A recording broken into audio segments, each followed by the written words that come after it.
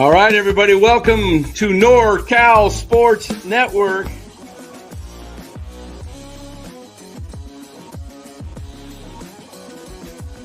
And this is the same hat that Brock Purdy's dad wears. Chat loves it when Marty Lurie comes on. Anytime you lose a game this time of year, when you can't go backwards, it's a problem.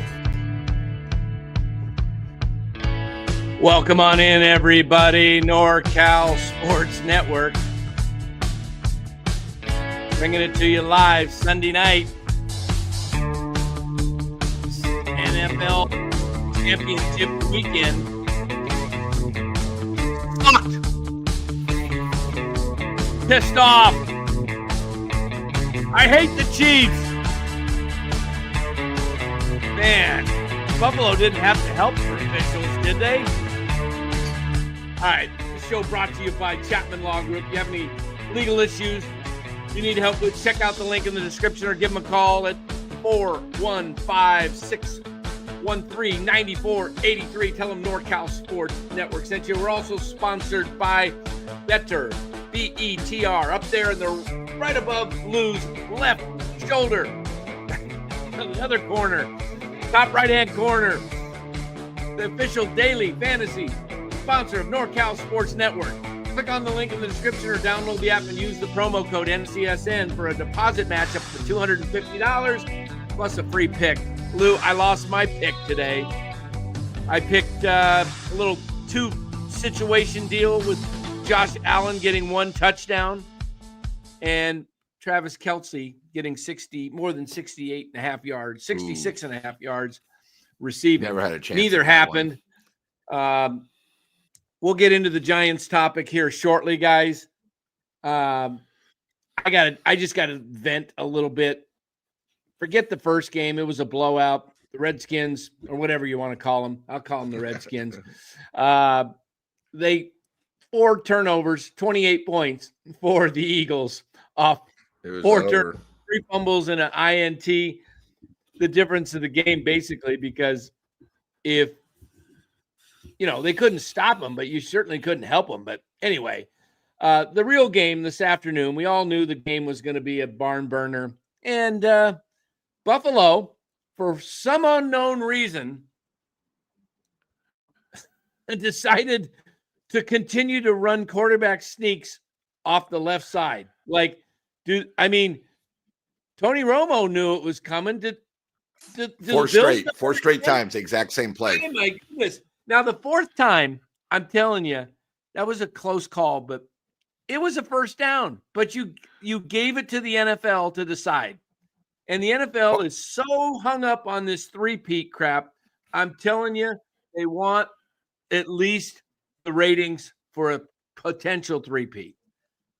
Yeah, Dan, I've never seen it where one ref calls it short and the other ref called it a first down. Yeah, there's a big problem in the NFL. I thought the early game, the refs were horrible too. For a $12 billion business, you got to have full-time refs. You guys got to get the owners, got to put the money up and get full-time refs, because every weekend we're talking about the same thing. Every game, there's a problem. The NFL, the NBA has full-time refs. Why can't the NFL? And it's too big. You're talking about let the players play. But when you have that one play that is going to, now that wasn't the whole game, but it was a crucial part, because as soon as KC got the ball back, they scored 5 plays later. But if they get that first down, up 1, they got a chance to go up 8. But you can't have one ref call one, and then you have another one. Then you go upstairs and you go to the NFL studios, and they're going to call it because that's what was called on the field, even though you had 2 different scenarios with the refs. Hey, the game was, and here's the call before that. And Mark Graves, he's got it up there. Let's take a look at this play, Mark. Dave Portnoy actually has it listed and says he's quitting football. This was a first down by Dalton Kincaid. Check it out, guys. Let's go back to the beginning. Dave Portnoy says, I'm quitting watching football. There's no other way to teach NFL commission a lesson. This is blatant cheating. It is. Watch this. Tell me. The biggest hose job I've ever. Tell me Tell me he's not getting he didn't get the first down. The biggest hose job I've ever fucking seen. First of all, this 3rd and 3 play. This spot is disgusting. The biggest hose job I've ever fucking seen. First of all, this 3rd. There you go. It's unbelievable, Lou, that the NFL, I'm telling you, it's rigged. The thing's rigged in favor of the Chiefs. Man. I agree, Dan, and you being a fan, you have a right to be upset, but I think you got to question doing the same play 4 straight 4th downs, the exact same play. Get some imagination. How about a fake? How about, maybe take 1 step up and then throw it like a pop pass to the tight end. Do something different. My God, everybody in the world knows you're going to do it because that's the only play you have on that. And it's not really a push tuff. No one's pushing from behind. It's just a quarterback sneak. That's all it is. Yeah. Yeah. And I feel bad for the Buffalo fans. They've been so close. I thought KC actually played better this week than last week. So you got to give them a little bit credit. And I'm telling you, I know we all don't want KC to win, but with Mahomes in there, you just know they're going to win. It's just, they're going to win, Mark. It's done. They're going to be the first. I mean, the line's 1.5, 49.5 next week against Philly. Philly's injured. You're going to see the stupid Taylor Swift down the field with her freaking red lipstick and all that crap and fake smile and just, geez. I tell you. And I don't get this either, Mark. Throw the challenge flag. Don't take the chance. I'm telling you, man, Buffalo botched this thing on their own, too. You can't let the refs decide the game. The coaching staff of Buffalo was pathetic today. Absolutely pathetic. Continuing to run on the left side. You know what? Why not try a bootleg? Why not try a bootleg? Anything different. Anything different. Run it, give it to Cook up the middle, bootleg, and let Allen. You can't stop Allen on the open field. Come on. And then, Dan, the other thing is, I forgot the wide receiver's name for Buffalo, but he's got to catch that. The one when they didn't. Oh, that was a tight end, Kincaid. He's got to catch that. He catches that, the game might be over. It's one of those things. What are you going to do? But the other thing too is you got to remember, it wasn't like the score was 21-20. They gave up a lot of points, and you got to give a little credit to KC. I know that exactly, they Eddie. they did win. Would have gone that. There was one point in the game, and I texted a group, and I said, let me see if I can find it. It was the play that Worthy caught the ball and it hit the ground. Remember, and it was a fight for who caught it. Was it the defensive? Was it an interception? And the one on the 2-yard line. Where it looked like he actually stole it. Yeah. And I said, and that was on a 4th down. That was a 4th down play. I don't think it was 4th down. But anyway, I said when they freeze, this is what I said I texted, when they freeze the frame, I think we'll see the ball hit the ground, but they'll probably still give it to the Chiefs because it's the Chiefs. And they sure enough did. And Romo was saying the ball hit the ground. You could clearly see the tip of the ball hit the ground. And it was an interception at first, too. The defensive back for the Bills had it. You're muted there. Yeah. I thought it was just anything you give close game, it's going to the Chiefs. Forget it. It just is. They're not going to, if it's close and the play's called the way it is on the field, that's just the way it's going to go. So anyway, but I say the refs help, but the Bills screwed themselves, period. You can't let the officials be part of the game. All right. That's enough football for now. We'll go to the topic, guys, that you came here for, and that is San Francisco Giants. Thumbnail says, who's to blame? We got a picture of Buster Posey, Larry Bear, and Greg Johnson. Let me see if I can pull that up here too. Yeah, there it is. Who's the problem? We'll take a look at this. This is what we are talking about right here, guys. Who's the problem? That one. So with that, we will look at who's the problem. Well, you can't say Buster's the problem. It's his first year. So can he become the problem? I think he could be if he doesn't get aggressive, but I'm not going to go there yet. I think the real problem is Greg Johnson. Oh, got the chat still up there. Take down that chat. There we go. All right. I think the real problem is Greg Johnson. He is not willing to put a ton of money. You know, who cares about the luxury tax? Come on. The best teams pay it. They don't worry about, oh gosh, we're going to lose a international pool money or we're going to lose a draft pick. No, they just pay it because they want to win. Greg Johnson, your number one priority is not winning. Just come out and admit it. Just come out and say, look, I want to win, but I don't want to win that bad. I want to win, but I want to win with trying to stay below the CBT at least every other year. I want to duck below it. Now, I'll step over it if I have to.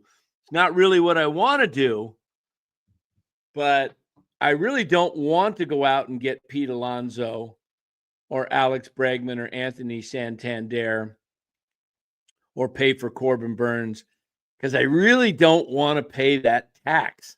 I'd rather have the stadium 3/4 full with everybody getting half price tickets than have a really good team and have it full and everybody paying full price because I'm an idiot and my name's Greg Johnson. How's that, Lou? I have a little bit different take. I think we give way, way, way too much blame for Greg Johnson, and we don't blame Larry Baer enough. Larry Baer is the CEO of the Giants. Now, okay, right? He's since 2019, when he got the promotion, he had the problem with his wife where he got caught having an affair on opening day. That was 2019. It's now 6 years later. The Giants are a disaster. Larry Baer hired Farhan. We all know that was a disaster. Larry Baer, when he goes on KMBR, he talks about real estate. So are you saying he doesn't talk about him? You saying this all comes down to Larry Baer's little friend?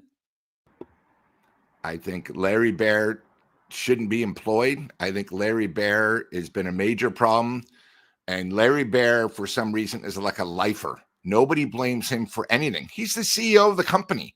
You know, Dan, we've talked about this with Farhan to blame, right? Larry Baer hired him.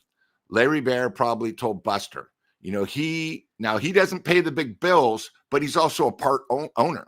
So if we're going to blame the majority owner, we got to blame a part-time owner and a guy that runs all the operations. When you're a CEO, you have a responsibility, you know, and what they do is, oh, he kept the team here. No, he didn't. Okay. He's just been in the right place at the right time. Remember when the Giants got him originally, he was fired from the New York Yankees. Okay. Right place, right time. He was the president. Then now he's the CEO. But what have they done since 2019? They've had one winning season. Okay. The ballpark's paid, but he didn't bring the ballpark. He was part of the people to get the ballpark going, but you can't keep using that. You know, it's the same thing with the Giants where, oh, well, we won the World Series. Yeah, that was over a decade ago, losers. You know, and why we've gotten worse, everybody else in our division is getting better. The Dodgers are now the talk. We're not the talk anymore. We were 3 and 5 years. Come on. You know, it's the same thing in the NFL. You know, we just talked about the NFL, but the 49ers right now still can go, hey, we have the trophies so we can jump on the juice, right? The Steelers, same thing. But you know what? Right now, the worst franchise in the NFL are the Cowboys because they have somebody that makes decisions that are poor decisions, has no clue how to work contracts. Get him a napkin, a tissue. You know what I mean? So I just think if we're going to we keep blaming Johnson. I think Larry Baer deserves a lot of blame, a lot. You know, I don't know who makes the final decisions, the owners or the person that runs a team. You know, I just don't know. But I think, Larry Baer gets too much of a pass all the time. Yeah, I got to agree that Larry's an issue. I mean, should we start doing Larry chants? Hey, Larry. Hey, Larry. What's up, Larry? What are you doing, Larry? Do your job, Larry. I mean, his big thing in the last 2 years is, hey, guys, we have $9 beers. Yeah, they're Bud Light and they're 12 ounces. Everyone hates Bud Light because they're watered down, worse than strip clubs. And nobody even knows where the goddamn find the beers for $9.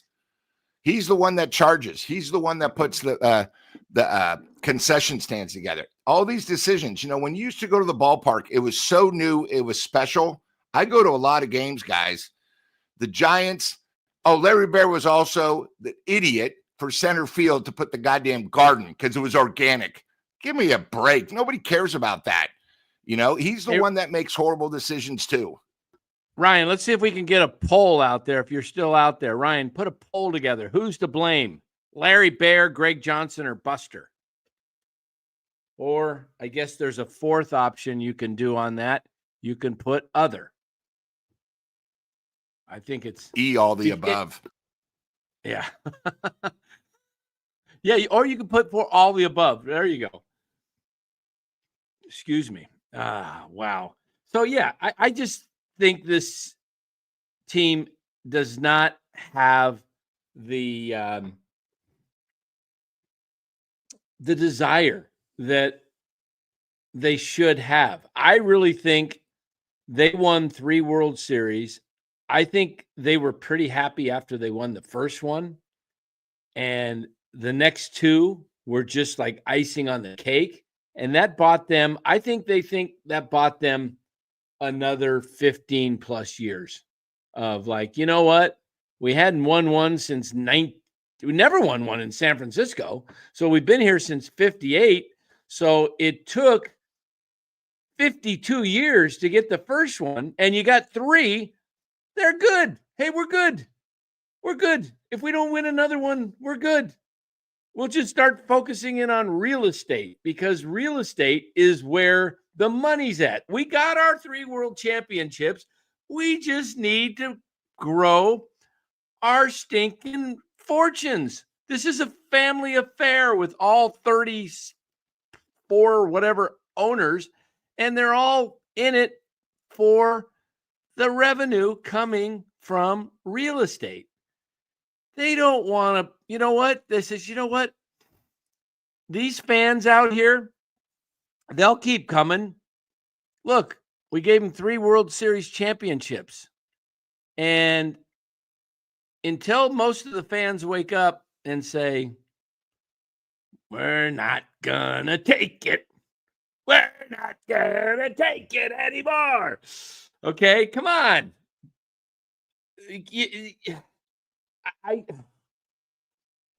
Look, I'm excited because it's baseball. I love baseball, and I will be out watching every game like a Neanderthal, but I'll still watch, and I will look for and hope for the best. I'm going to start out the season hoping that they can overperform what the get that word out. You know what I'm trying to say. The prognosis is. Yep.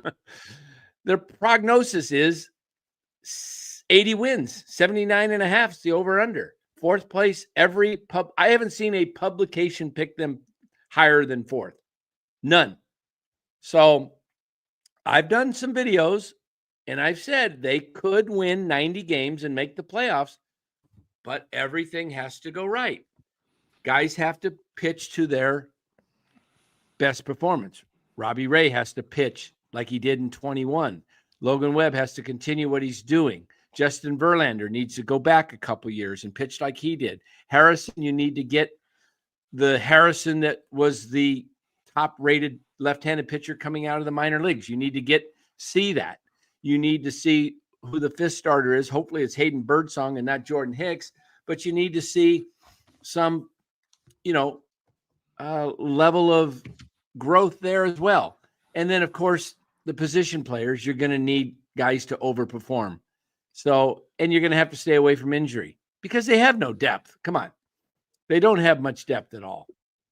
That's really the one thing is the Dodgers backups are better than our starters when you really think about it. And you're going, what, Lou, you're nuts. Yeah, they have 8 pitchers, right? You take away their best 4, their 5 through 8 are better than our top 4. Our problem with the Giants is we really have so many question marks at every position, every situation of the game.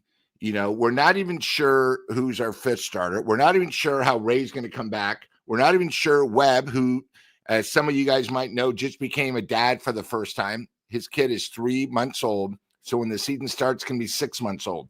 If any of you guys have ever had a kid at 6 months, your life changes. Baseball is not going to be his priority. It's his family. And when he goes home just trying to sleep, I don't care what it is. It's life, and I think the one thing is, Robert, I see what you're saying. You know what? If the Giants want my respect, they got to earn my respect because they haven't earned my respect for the last couple of years, and if I listen to you, how great the Giants are, I'm glad I didn't because I always bet the other way. I love that you're a Giants fan, but you got to face reality. They're just not that good. They haven't been that good. And I've been saying since he got hired with Buster, all it is an excuse right now. You got to give him time. You got to give him time. But look at, guys, everybody else in our division is better than us. Had a better offseason. We got a shortstop that, we definitely needed. But you know what? It's not really great if you get a shortstop and have a Gold Glove third baseman when you don't have a first baseman. It's completely against logic. And that goes to what Dan says. We don't know what the Giants' direction is. Maybe they need a compass. They need to get out of the rest area. They need to actually tell the fans what's going on. Because let me tell you something. When the Dodgers come to town, it's going to be 70% blue. We saw that last year. Okay. And you're going to have a big problem where, opening day, they get Seattle. It's going to be tough to sell out. Last year, the opening day didn't sell out. And as you know, it's going to be one of those things. I tell you, Lou, we got some Giant guys that are wild card. Look, Robert, you're one of my favorite guys. You've been with NorCal Sports Network since the beginning. We love you. But look, you remind me of somebody. And you know who you remind me of? He says, you've been wrong for 23 years in a row. You've been wrong. And so you know who you remind me of, Robert? This guy. You keep saying Giants, Giants, Giants. And if I believed you and put money on it, I'd be sitting outside somewhere right now I wouldn't even have this show because I wouldn't have any electricity. I'd be sitting out on the street looking for some shelter because if I took your advice, Robert, I'd be broke. You have said the Giants are so good, so good, so good. I remember your comment a couple years ago. You said the Giants are going to run the table at the end of the season. We have the best pitching staff in the major leagues. Best pitching staff. Robert, I love you, Robert. Mark will take me in. Thank you, Mark. Mark will take me in. Robert, listen, I love you. I want you to be right. I do. I want you to be right. But Robert, when are you going to come in and say something at least to the effect that this team has potential, but everything's going to have to go right for them to have a winning record? I mean, if you said something like that, but you make it like they're the Dodgers. They're not. Robert, They have a win-loss over under 79.5 by the odds makers. That means they think they will not even reach 500. Not even In fact, sniffing. it used to be 80.5, Robert, but you know what happened? Too much money came in on the under, and so they had to lower it. Like mine. There was no change. It was 80.5, and then they signed Verlander, and a few days later it was 79.5.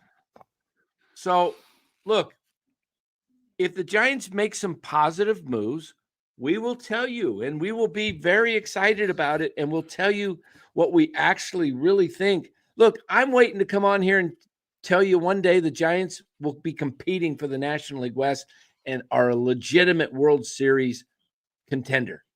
Okay? But if I came on here and imagine if I was Robert Rothberg and I had a show.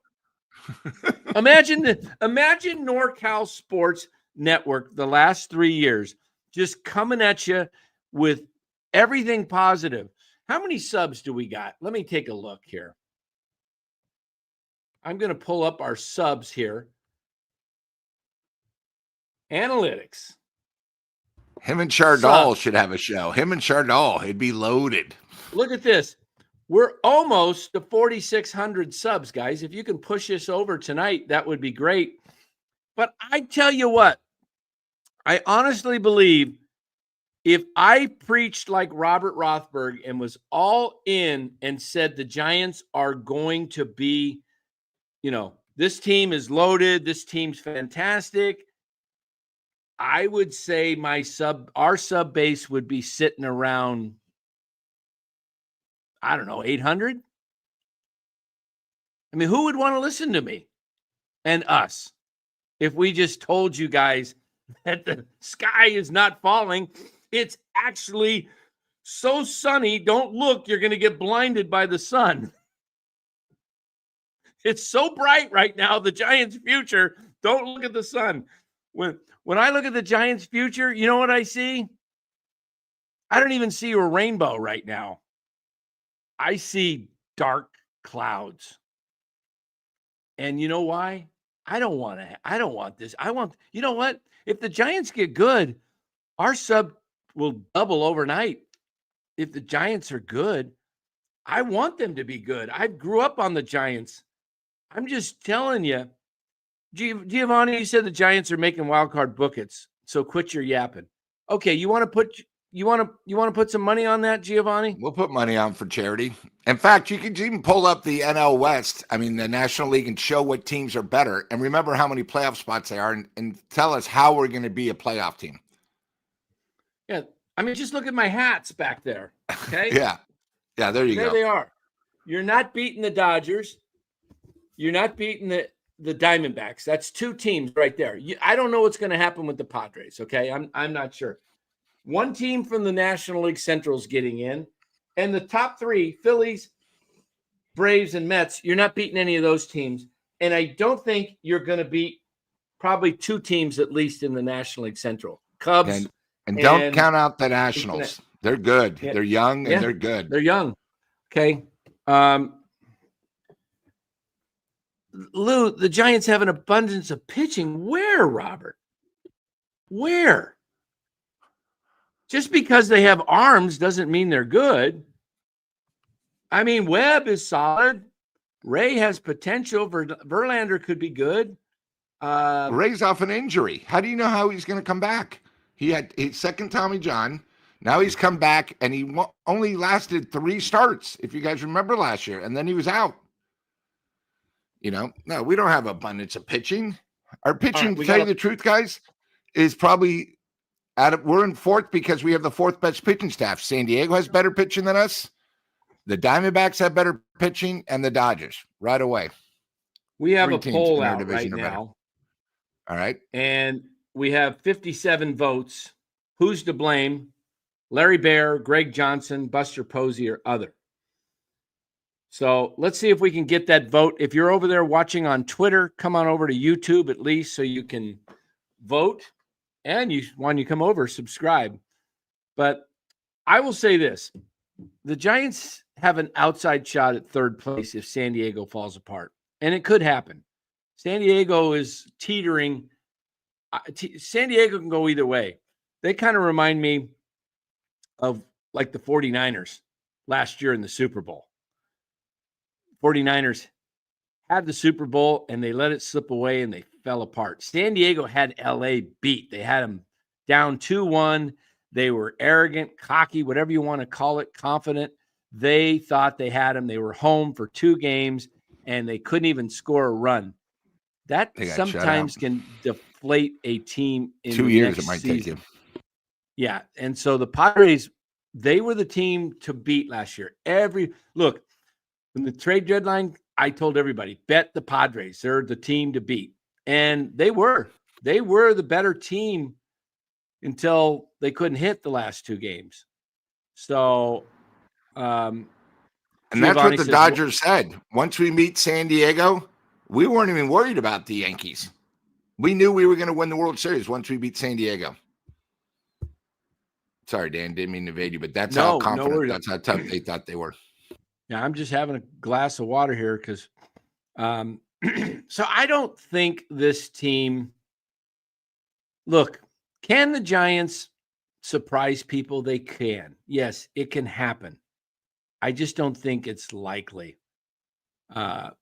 Architect thought he makes good sense. 4th place in National League West is likely with this current roster. San Diego, Arizona, LA are a lot better than us, sadly. Yeah, I mean, on paper, San Diego is better. And they've got a really good manager. And Mike Stilt, he knows how to get the most out of his players. And it's kind of interesting, the year before Stilt came, the Padres underachieved, and then they got Stilt and they overperformed, and then the Giants got Melvin, and then they went down. So I don't know. We'll see. Oh, that's right. He replaced Melvin, and then we got him. That's right. People forget about that. Yeah. So hey, Dan, the one thing too is, we talk about this is Architect brings up a good thing. We're in 4th place, right, guys? Okay, we're not sure about San Diego, but Arizona improved. The Dodgers improved. The Cubs improved. Milwaukee somehow every single year is always competitive. The Reds were about 2 years behind. They've improved. Philadelphia improved. Atlanta's getting back an MVP from 2 years ago. They've improved. The Mets got that guy from the Yankees. I forgot, Soto. They've improved. All we got is a shortstop who can hit, but doesn't hit in the clutch and strikes out a lot. So we still have a problem. All we did is we have 4 holes and we got a guy who can hit and he's plugging 1 hole. We still have other holes. I will disagree with you. Adames did have 112 RBIs last year. So contract year. You know how that is. Let's see it go back to back. We'll see. Yeah, I agree with Senior about the Diamondbacks. Diamondbacks, look, if everything goes really good for the D-backs and they get some bounce back years from, Kelly and Zach Gallen and Fott pitches well, and of course Burns comes through. And if they get anything production out of Montgomery, Rodriguez, they could have a 6-man rotation. And I could tell you what, the Diamondbacks 90 wins. 90. They could surprise if the Dodgers have some injuries. Look, the Dodgers situation is this, guys. They are loaded on the pitching staff, but every one of those pitchers has some question marks. I mean, Snell probably has the least. We know he starts off cold, but he pitches great in the second half. But look who they have. Yamamoto injured last year. Yep. Rotator cuff. That's a concern. Bobby Miller didn't pitch well. Dustin May's been injured. Ohtani's injured. He's not even going to start the season on the start, pitching. Glasnow was injured. Gonsolin was injured. Look, they have a lot of guys, but they have to have a lot of guys. They can I'm telling you, if some of those guys get hurt and they're out for a while, extended period, I could see the Diamondbacks winning the division. It's not likely, but it's more possible than people think, I think. And you know what else? I'll say this about the Dodgers. I said Shohei Ohtani should come back as a reliever, a closer type guy. Pitch him every other day. Don't pitch him 2 days in a row. Just let him pitch 1 inning. I think Shohei Ohtani, if he pitches full-time as a starter, he will not have the same offensive numbers that he had last year. And you know who backs me up on that, Lou? Barry Bonds. Go check out the interview. Barry Bonds on, I think it was on Loud Outs or something. I'll have to check it. It was, let me see. I have it on my phone. If I could find it. Between 3,487 texts I receive. And then, Dan, I can't find the Arizona Diamondbacks win total. At least it's not on mine.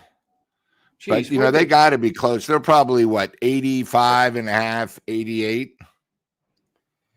Something Dodgers like that. Are 102. Yeah. Okay. It was on Foul Territory. Go check it out. Foul Territory. Giovanni, would you you're a clown, man. Can I play the clown music for you? Did I compare Ohtani to Bonds? Did I? Get out of here. Come on. Don't try and get me going, Giovanni. I got the eject button right here, Giovanni. Don't put words in my mouth. I never compared Ohtani to Bonds. And guys, I'm aware the the Padres are in turmoil with the owners, but if you still look, their offense is still amazing. Their pitching, they have a few problems, but their offense is so much better than ours. We can't even hold their jock. I mean, they still got studs. I mean, I wish we had half their lineup, So yeah, ownership is one thing, but the team on the field is a lot different. So, right. And the other thing too is, guys, Dan brought up something a couple of minutes ago. Melvin, when he ran San Diego, they couldn't do anything. Now we have Melvin a year after Farhan, where we know Farhan basically told him what to do. You got to remember, Melvin, I liked him 10 years ago when he ran the A's. We don't know if he's really caught up with everything. I think that, and this is it for him. He's under contract for this year. If they don't have another winning year, he'll be gone. So there's a lot of questions with the Giants. We have new coaches this year. And that's the thing. We talked about football, our offensive coordinator, defensive coordinator. We bought back Saleh because he worked before. That doesn't mean the Niners are going to be good just because we bought back the same coach. It's the personnel. But remember, we now have new coaches, new everything. It just takes a while. But when you don't, guys, we're the fifth biggest market. We're the San Francisco Giants. We're not the San Jose Giants, okay? We're not the Phoenix Giants. We're not the Augusta Giants. The San Francisco Giants, the pride, it's unbelievable. I mean, it's almost like we're under 3 championships in 5 years. Now we sold our soul to the devil. We're going to be bad for the next 20. I mean, that's sort of how I feel. And if you look up at the Dodgers, we're not going to catch them for at least another 5-7 years. It's really a tough battle. And I hate losing. I hate when you go to the ballpark and there's 70% Dodger fans and the Giant fans. Last year in the bleachers, I'll get the picture of that one time for Dan. The bleachers hold 7,700 people. There must have been 7,200 Dodger fans. It was blue everywhere. And the Dodgers now are taking over our ballpark. It's not the other way around anymore. It's scary. Yeah. And Giovanni, I did do a video last year on Ohtani and Bonds, and I wasn't comparing them. It was a question. It's called content creation. And the subject was, is Ohtani, who's better? And if you listen to the video, I said, nobody compares to Bonds. Sorry. Nobody compares to Bonds. Ohtani's a great player, but he does not compare to Bonds as a hitter. Sorry. So, Giovanni, go listen to it again. And then, Giovanni, too, one thing I do want to point out, how many rings does Bonds have? I'm sorry, I'm listening. How many rings? 0. Ohtani's already got 1. In 5 years, he might have 5. Then the question will be, who's a better overall player? Because I think Bonds probably has a better arm. Bonds still is a better hitter. But you got to remember, Ohtani's only been here, 6 years? I think he was 5 years in Anaheim. And we'll see. 6 years, the other thing 6 years in Anaheim. Yeah. I don't think it's close. I mean, but Bonds never looked that silly at the plate as sometimes Ohtani can get fooled. And I'm not really into the rings either, because I mean, Ted Williams didn't win a ring either, did he? That's a negative. He did not win a ring.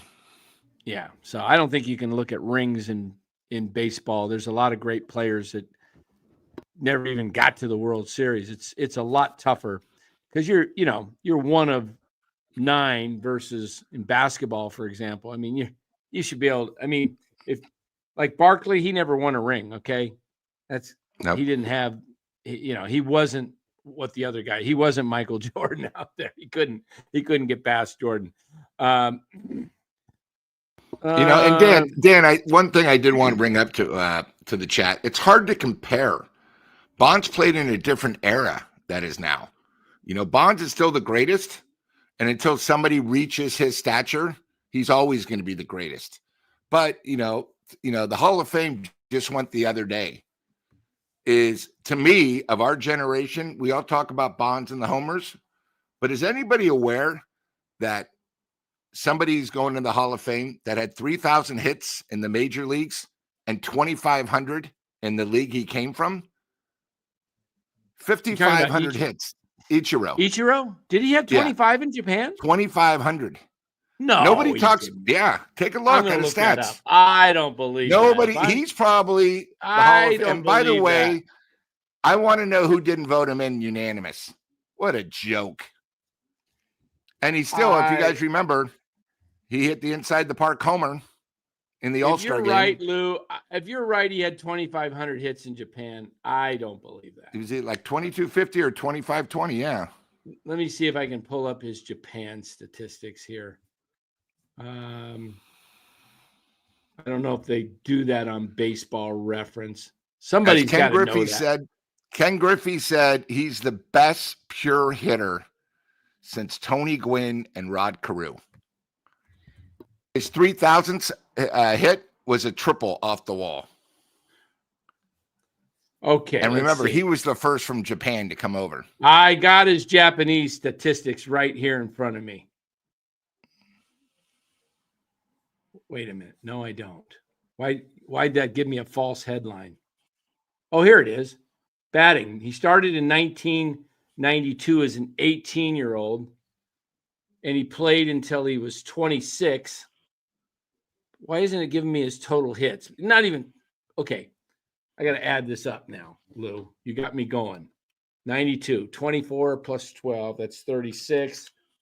I got my calculator. 210, 179, 193, 185, 181, 141. And his last season, 153. For a total of 1,278, Lou. It was miscalculated up what they told me. And then how many did he wind up here with us? 3,089, I believe it was. Maybe 3, they were saying close to 5,000. That's not even 5,000. That's like 40. 3,089 plus 1,278. So he ended up with, he might have beaten Pete Rose, 4,367. What did Pete Rose do? Wasn't he like 4,200? Pete Rose? Didn't he beat, who did he beat? Trish Speaker? Who did Rose? Rose had 4,256. Who did Rose beat with hits?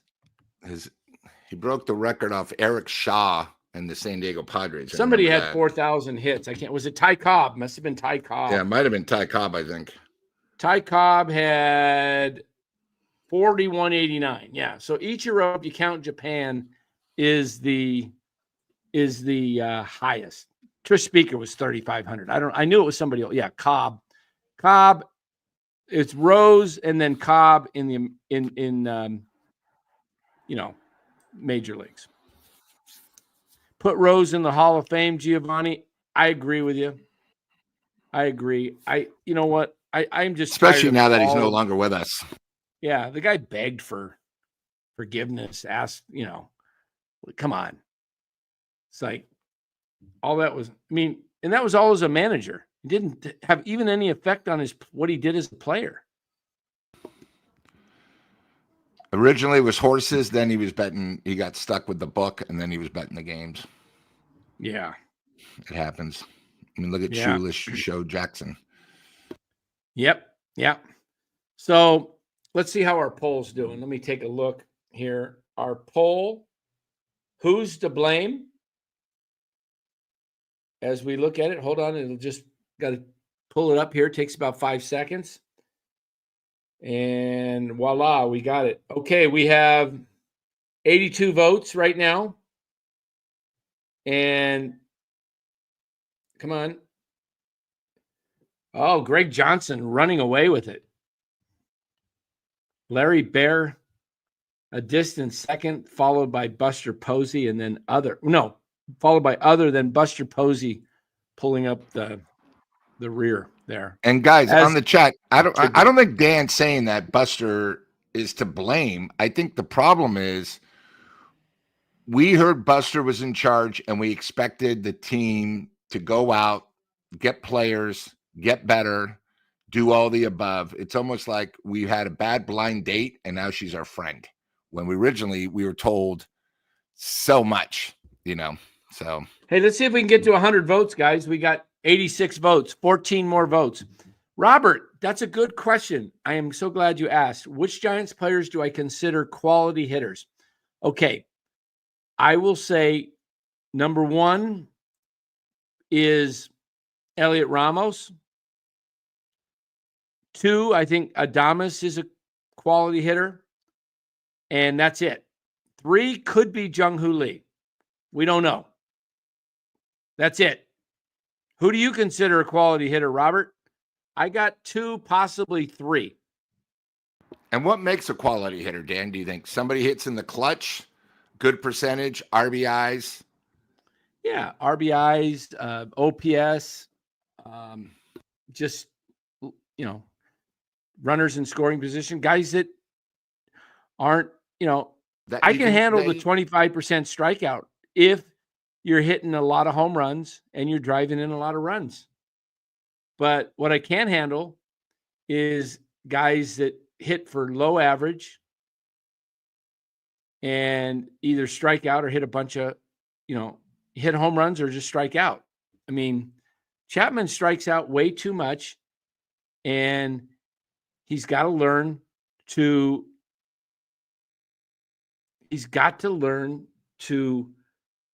hit in situations. Sometimes all it needs is just making contact. You got a man on third base with one out, less than 2 out. Stop trying, if you want to go for your pitch, one pitch, but when you get to 2 strikes, you got to shorten up and you got to do something different. But guys like him, maybe you ought to be looking to make contact with 1 strike. Yeah, if you remember, the Dodgers had 2 sacrifice flies in 1 inning. That's how they scored.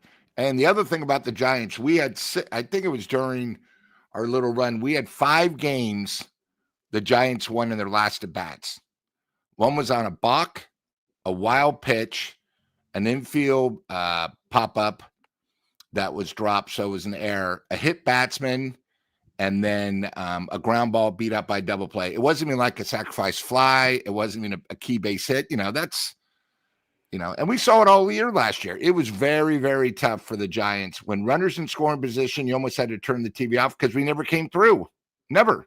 Chapman came through one time in the 8th inning. He actually got a hit with runners in scoring position. It was ridiculous. Oh, yeah. And then you guys all talk about Yaz. Yaz at one time was striking out 33% of the time. Dan kept stats. Oh, how did Yaz do? Oh, he struck out again. It was sort of like a comic book. A comedy, so we don't have much. George, I think Bregman, now that the trade, if you guys see my video we put out today, the trade with Ryan Presley going to the Cubs, That's going to open up some salary room for the Cubs. I mean, for the Astros to sign Bregman back. They offered him 6 years, 156 before he tested free agency. He thought he could get $200 million. Now I think he wants to come back and take that deal. Whether the Astros give it to him or not, it'll be interesting. And the reason they offered 156 is to give him a little more than what Chapman signed for. Chapman was a huge overpay. Chapman's probably should have been, if you're going to give Chapman 6 years, probably should have been about 120. Yep. Same thing with Lee. Lee's making what, 19.8? Yeah. We actually outbid ourselves. People thought he'd go for like 12, maybe 12, 14 million, and we gave him 19 million. Like, what are we doing? Because they heard the Padres were closing in on Lee last year, and Farhan just like, you know, Boris said, "Hey, it's now or never, Farhan." Suckers. Okay, Scotty. What do I sign? Robert, how do you think Posey's going to be influential? I could see if you would have said a former Giant that's down working with the batters, but how is Buster going to be doing anything with our offense? No, he's not. Remember, he's president of operations. He's not there every day watching everything. It's different. Yeah, perfect. There's Clutch. That's the whole Giants. Yes, Clutch. Look at that great average. Yeah, 196 with runners in scoring position. And that was worth $12 million last year. Thanks. Skywalker destroy. It's true. You have to overpay. But if you're going to overpay for really great players. Don't overpay for mid-level players. Chapman is a mid player. Yes, he's going to be at the top near WAR because they count his defense. But my goodness, why has the guy only made one All-Star team in his entire career? I know he's a great defensive player, but you can't count on him. Look, if you got a rally going and you're down 2 runs and you got runners, let's say bases are loaded and 1 out. Are you excited that Matt Chapman's coming up? Or are you just saying, oh, no, please don't strike out and then, or worse, hit into a double play? I mean,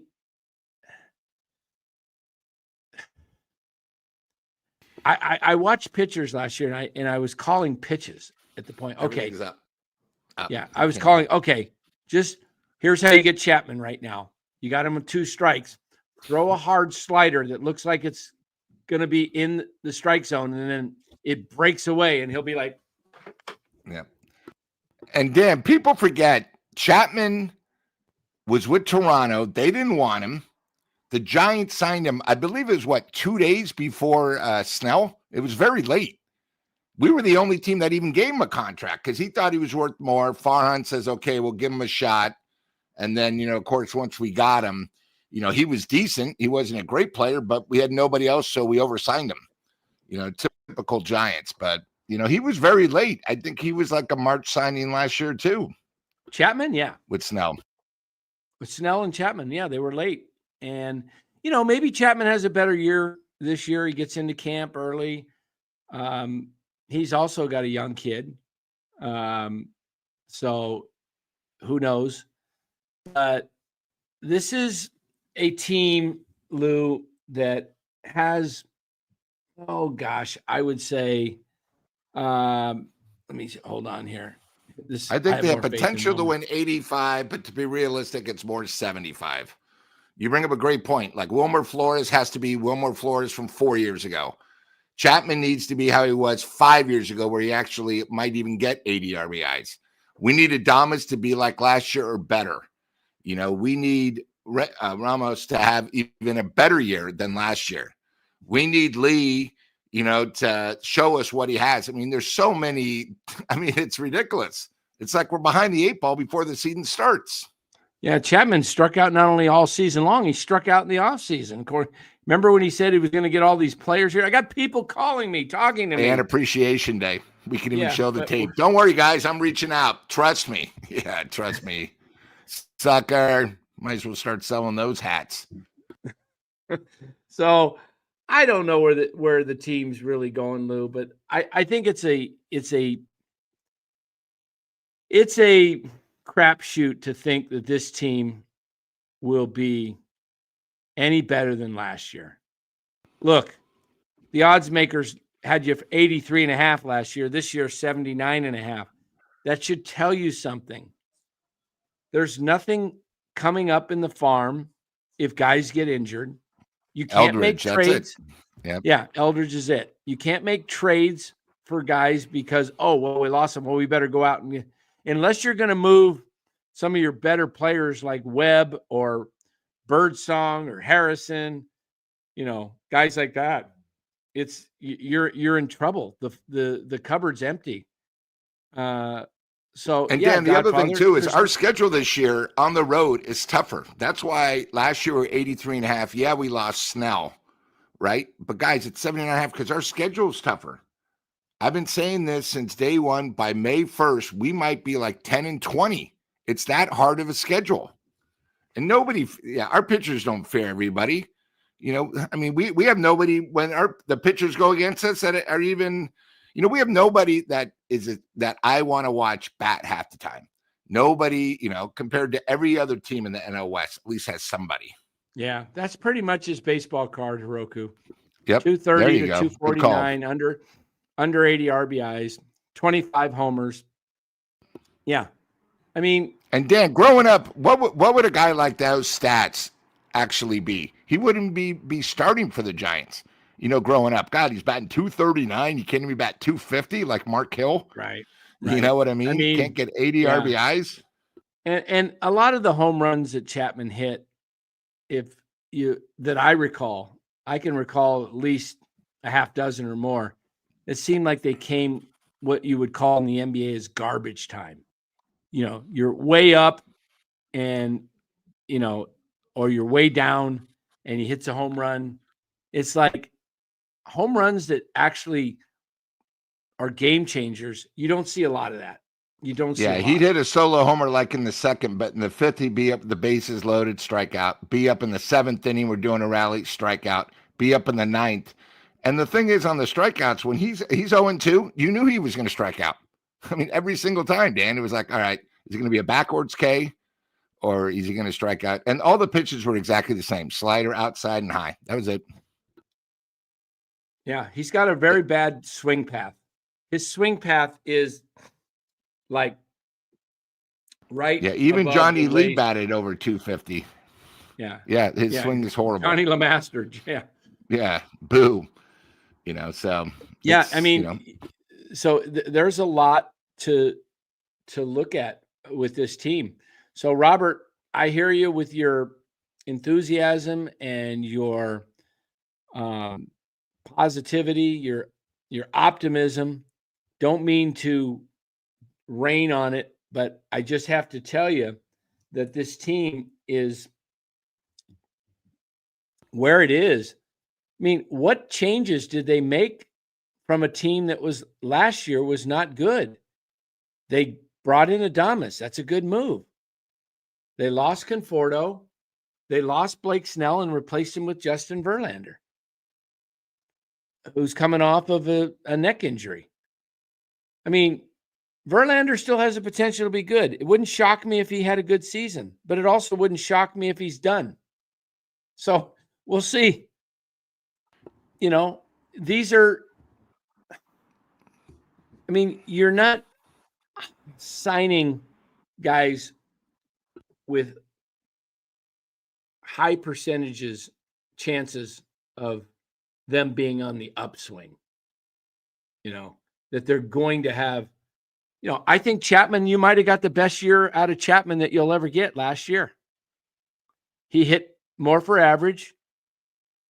He, what he hit? Almost 250, 248, 249, somewhere around that range. And he hit 27 homers. And it was a contract year. Remember, he said, I'm going to opt out. I am going to. He was confident. So we'll see. We'll see if Jung-Hoo Lee, Robert, does well. I hope he does. He's got potential, but he doesn't hit the long ball and he doesn't steal bases. So He's got to get on base, and I don't think he should be leading off. To me, he should be batting second in the lineup. I heard Bob Melvin say first or third. I'm thinking you're going to put Jung-Hoo Lee in the third spot? Looks like he's putting Adames in the second spot, which is fine with Adames in the second spot, but who's going to bat third? Third? Jung-Hoo Lee, the guy that might hit 8 homers? Third? Are you serious? And then, Dan, you got to remember, Verlander was great in 2012. If you guys remember, he was the beast for the Detroit Tigers before Panda took him deep for 3. Yeah. Right? But that was 2012. We're now in 2015. That was 13 years ago.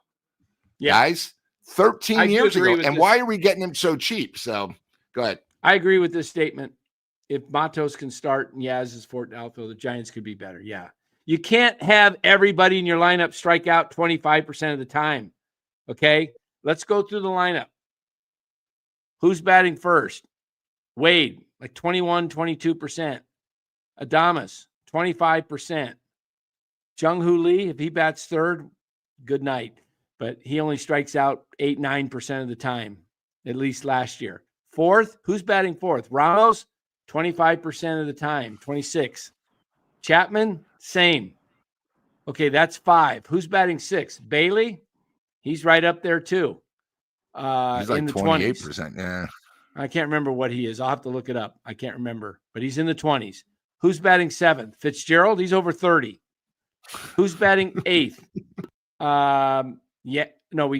Who's batting 8th? Did we do our left fielder yet? Yeah, we did Ramos, Lee, and Yaz. Who's batting 8th? What do we got? First base? No. Who the heck? I guess we got a DH. Whoever it is, he strikes out 25% of the time. And 9th, did I forget anybody? I got second base, Fitzgerald. I got Bailey, 6, 7. I don't know. I'm forgetting somebody. I didn't get 9 guys up there. We don't deserve 9 guys, probably. I don't know, but they all strike out except Lee and Matos. Who'd I miss? Somebody's tell me. Fitzgerald? No, you mentioned him. I mean, Encarnacion, he's strike out. He could be your DH. He'll strike out. Left field, I think that would be Ramos batting 4th. Let's see. First, let's say it's Wade. Okay. Second, Adames. Both over 25%. Lee, 3rd. 4th, Ramos. 5th, Chapman. 6th, Bailey. 7th, Fitzgerald. What the heck am I missing? Yaz? Oh, Yaz. That's right. Yaz. There we go. Wherever he is. 8th, 25%. Who's the 9th? I already said Fitzgerald. Oh, the DH. Yeah. DH. 20. Look at, guys. That's a lineup with 8 guys striking out over 20% of the time. If Yaz is in there and not Matos. So why would you play Yaz again and expect anything different? You think he's all of a sudden going to start making contact and striking out like 17% of the time when he's going to be 35? These guys don't change at this age. No. And then, Dan, one of the great things, and I wanted to bring this up to the chat, and you guys can see it, is Dan and Bora did a great thing. There was an interview on KBR, and Bob Melvin spoke. And what Dan and Bora did is everything was a topic. So they talked about the first baseman that he had faith in. And then Dan would stop it.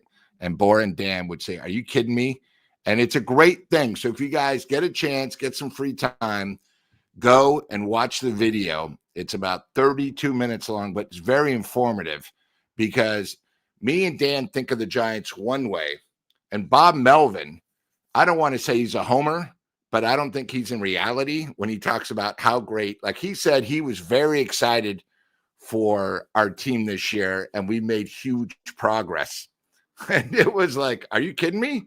And he talked about he's very happy with the signings. Our first baseman, he's very excited with with Flores and Yaz. It's like, what? Disaster. And we're really excited with our pitching. You know, he was talking about guys that weren't even on the roster, you know, of course. And then he even said, you know, we're not sure if we're going to bring up the young kid yet. You know, that was probably the only thing he did say that was good. But, you know, it's a very good thing. So when you get time, you can listen to Dan and Bora go over it. I wanted to bring that up, Dan, because I really enjoyed that one. I was putting this on my head. If I see Ramos, Hiroku said he's batting 6th or 7th. Are you serious? Is that where he's projected to bat? If they put Ramos in the 6 or 7 hole, I will just be like, what, you know,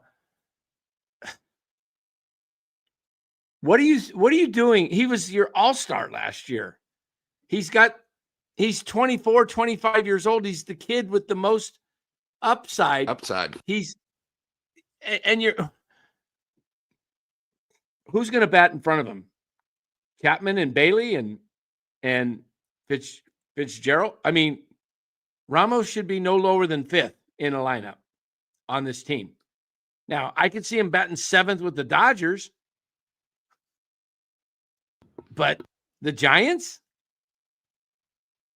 Yes, Hiroku said, Melvin said Wade, yeah, Adames, Lee. Oh, gosh. That's got a team for maybe 65 wins. Oh, way to help Ramos out by sticking him behind Yaz. And Bailey protecting him. Jeez. That team right there that you guys see will not win 65 73 games. wins. Will not win what? Bet the under. Why it's still at 79.5.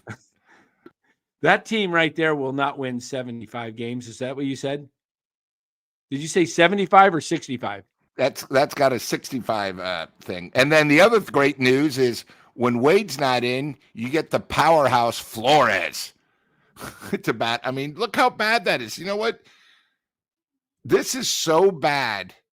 This is probably in baseball, out of 26 teams, it's probably the most, maybe 22nd or 30 teams. 30 yeah, teams. but 30 teams, maybe the 26th best lineup in the majors. That's how bad it is here, guys. I mean, you cannot be serious. Chapman in the cleanup spot and Yaz 5th? Oh, my goodness. If I was making this lineup out for this team, and I'm not, and there's not much to choose from, but this is what I would do. I would lead off.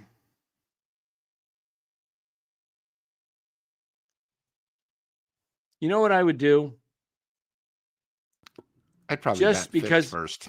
I'm going to bat Fitz first and run. Yeah, I'm going to bat him first. I know he strikes out way too much, but I'm going to see if he can get on base, and one of these days he's going to get on base. He also has the potential to put you on the board right away with a home run. And I would bat Lee second because he's going to make contact. And if Fitzgerald got on base, hear me out, he could still second. And Lee can either knock him in with a base hit or drive him over to third base with one out. And now you got Adames batting third. Fourth, I am going to go. I don't like this lineup at all because you don't have a fourth place hitter, but I'm going to go with Ramos because he makes contact. And this lefty righty thing, it doesn't work on this team. Sorry, because your lefties suck. So just to stick a lefty up there doesn't mean anything. I'd rather have a right-handed hitter that actually can hit than a left-handed hitter that sucks. So who is 5th? Who did I have 5th after? Okay, I'm bringing up Matos 5th. I'm putting Matos in left field batting 5th. And Ramos is 4th. 6th, I guess by default, because we have nobody else, I have to put Yaz somewhere. 6th. 7th, I'm going with the DH. No, I'm going with Chapman, 7th. Man, this lineup is bad.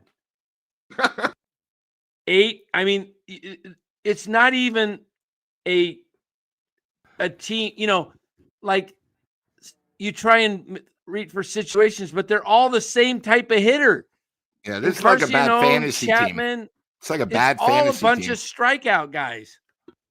And Carcionone's going to bat 8th and Bailey 9th or whatever. Something like, who cares at that point? I mean, I'm sorry. You have 2 hitters in this lineup, Adames and Ramos, and maybe Lee, that actually, and Matos can hit if you let him play. Yeah, Mark, I know. Melvin loves Chapman too much to bat him 7. At least put him in the 6th spot. Time with the A's, yeah. Put him at the 6th spot because, oh, man. And then the other thing, too, is this is not, beside hitting, it's not the greatest defensive. When you take Adames and Chapman, these other guys are not great defensively. Bailey still has problems. He had more pass balls last year, right?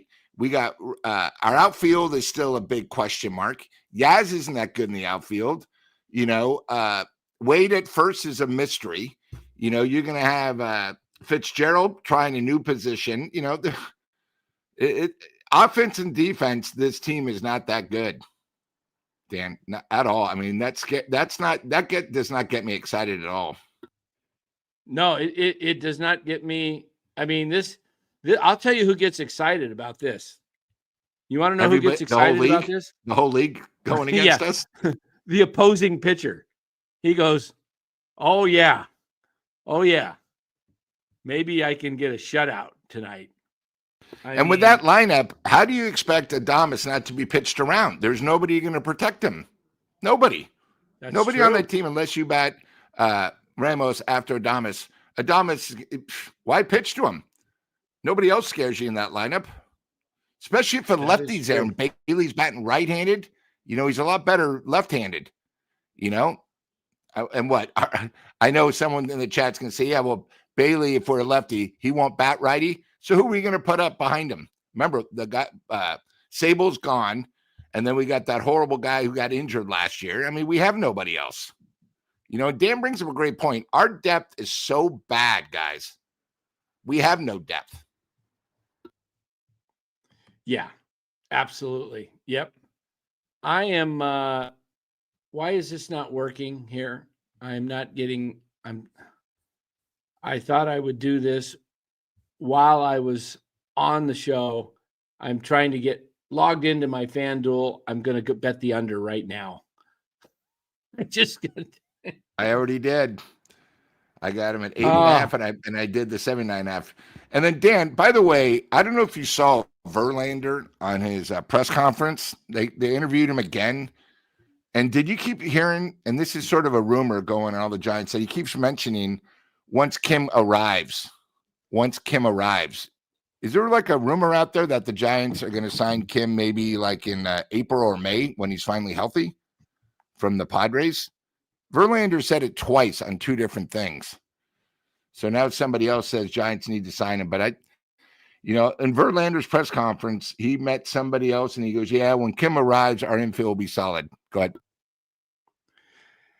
Mike says, Will Clark said once the 5th spot in the lineup is a great spot for an RBI producer. Chapman just can't hit there. Yeah. So Dan, hey, Matos had 18 RBIs one week last year? 1 week.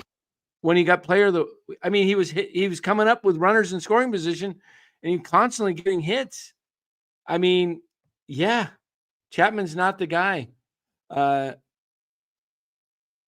Wait a minute. George is coming down on you here. I didn't hear he says Yaz is not good in the outfield. Did you say Yaz is good in the outfield or something?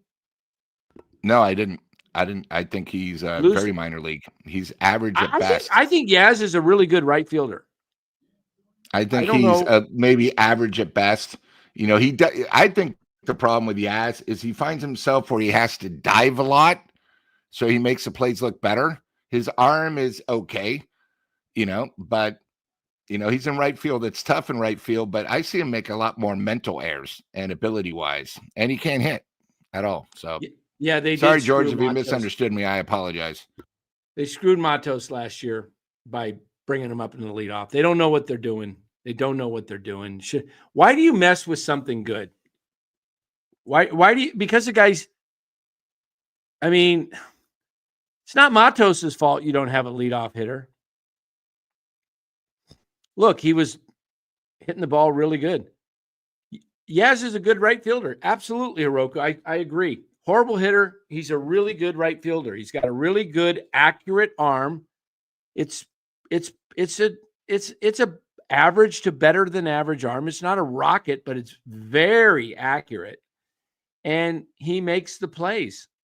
I like Yaz in right field. I feel very comfortable with him out there. But I do not like him when he comes up to the plate. Yes, occasionally he gets a hold of one. Look, guys, you get enough at bats, everybody's going to hit one, including Nick Ahmed. Even a squirrel can find a nut. Yeah, exactly. So, guys, I'm going to bet the over under. I can't do it while we're on the show because that's not legal, but I am going to bet the under for the Giants, 79.5. Bo, I just got a new dog. I think I'll put Bo up for my collateral. How's he doing? He's recovering okay from the surgery from the other day? He's recovering. He's doing okay. He's laying right here. Still got the cone on him. They're both there. Black lab and hold on here. Black lab and white lab. There they are. Nice. There they are. Sleeping away. Buster and Bo. There we go. Yeah, Bo's a happy guy. He's a happy guy. I can't wait to get the cone on him. I should be wearing football pants with thigh pads and knee pads like I wore in high school when I played. That tail, huh? No, it's the cone. He's ramming me. he just charges at me and rams. He does the cone. I think his depth perception is off and I'm just getting nailed. I mean, my legs are cut up, everything, but whatever. Yeah, trade Yaz for Stroman since the Yanks would trade him for peanuts. That's not a bad idea because Stroman, that you can use arms, and Yaz might do okay in Yankee Stadium at that short porch. He does hit a lot of balls, his home runs to right field. I mean, not right center, but right field, a lot of them. Yeah, he can't judge, and he can't judge where he's going. He's such a kind of I don't know, he's just all happy, and he's just like, he's all over me. Aren't you, Bo? Yeah, that cone. Wow. Saturday, it comes off week 6 more days, 5-6 more days. Yeah, Verdugo's a lifetime 272 hitter. Interesting. Yeah. Yeah, there's no situation. That's the word I was looking for. There's no situational hitters in the lineup. That's what I was going when I was going. Who cares who bats 7th, 8th, and 9th? Chapman and Carcianone, and I mean, they're pretty much the same hitter. They get a hold of one, it's going to go. They hit it hard because they got some power behind them and they got good exit velocity, but a lot of strikeouts. See, Dan, you got to hear the people in the Philippines. They know what's up with the Giants, like the Godfather himself. There are no situational hitters. Yeah, that's why I don't see it. I don't see it because the lineup needs. I mean, if they don't put Matos, I mean, Melvin already said that there's a platoon situation in right with Yaz and Matos. Yeah. Platoon there and a platoon at first. Yeah. But platoon, it never leaves us. Why is he even talking about platoon? I thought with Farhan not here, we weren't going to hear that word anymore. Yeah. Matos wins the job and starts. He'll be an improvement over Yaz later. Damas will be a positive, and JHL can play a whole can play the whole season. Ramos is the wild card. I expect the same from third base, catcher, first base, DH. Yeah, I mean, they'll be better if Matos does win the job, and Matos needs 600 plate appearances. He just needs to play. And Yaz could be the fourth outfielder, play occasionally when maybe you're facing a tough righty and Matos needs a day off. But if they platoon this stuff, it'll be like Dave Portnoy. I'm done with baseball. I'm done with baseball. I'm done with the Giants. And Marcos Tanner, I completely agree with what you just said. The Giants are the only team that Yaz wouldn't have been DFA. Yeah. I mean, maybe the White Sox, but they probably would have dumped him just because the White Sox wouldn't have signed him because they would have said, there's no way we're paying a guy $9 million when we're lousy. We don't need, he's not part of our future. That's what I don't understand with Buster Posey already. I mean, what was he thinking with Yaz? Like, you had the chance to just say, bye.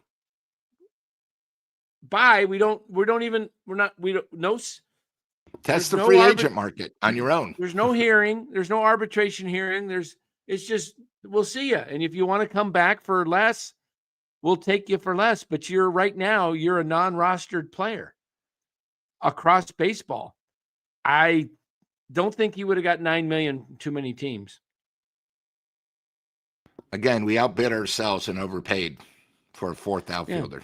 Yeah. I mean, if he's worth $9 million, then other teams should want him in a trade.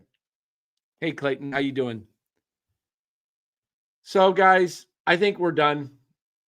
I didn't realize we went an hour and 22 minutes. No, good show. Two good topics. Two very good topics tonight. Well done, Dan. Guys, make sure you give this a like and subscribe to the channel. It really helps us out, helps the channel grow. Give it a subscribe if you haven't subscribed. If you're watching over on YouTube, come on over and subscribe. We're going. We're going to give away prize at 5,000 subs, which will be sometime in February. We're fast approaching. We're right near 4,600 right now. And once we get to 5,000, I'm working on some things, whether it's some really nice tickets to a Giants game, or if I can get a signed, hey, we're only 4 subs away. We're at 45.96. We were at 45.94. So right now we're at 45.96. So I'm what I want to do for 5,000, I don't know if I can do it. So I'll throw it out there. I was trying to see if I can get an autographed jersey, okay, from somebody really good, somebody you guys, everybody knows, but I don't know if I can get it done. So I'm not going to name the name, but I'm working on it. I do think I can get a Ramos signed jersey in spring training. Pretty sure I can do that. Dan, I wanted to ask you something about that. Did the guy from the A's ever get back to you? Are you Not yet. I did hear from him once, but yeah, we're still waiting on that. All right, guys. We really do appreciate you watching the show, and we will be back tomorrow night. What is tomorrow night? Any basketball games going on tomorrow night? No Warriors. They play Tuesday night. We'll come up with something tomorrow night, Giants related, guys. So make sure you catch us tomorrow. Thank you for being here. We will see ya.